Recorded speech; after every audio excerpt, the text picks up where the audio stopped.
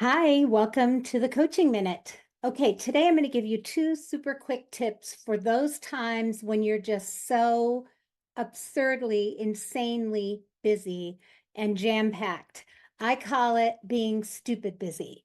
And obviously, I'm referring to myself when I just can't fathom that I did this to myself and that I let others be on my calendar in the way that is just stupid.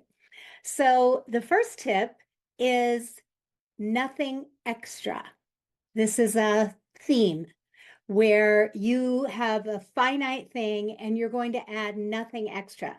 Now, this advice was given to me a long time ago when I was about to be married, and I was saying to my neighbor how overwhelmed I was, and I had wedding plans, and I was still on the road giving speeches. And anyway, she said her method for this is nothing extra.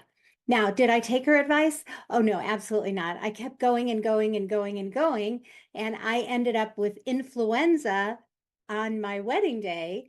And now every time I look at the pictures, all these years later, I can see my red nose and remember that on my wedding night, I wished that I would die in the night because I was so sick. So, lesson learned, but ever since then, I have used the strategy of nothing extra when it's just too full. It's just a no.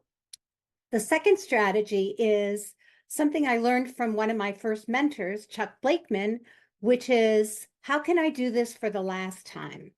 So let's say that you have this impossible schedule till the end of the year or till spring or something like that. The question, so there, you don't want to cancel your obligations, and it really is a project that you don't have any flexibility to get out of. But you can ask yourself the question, how can I make sure this happens for the last time?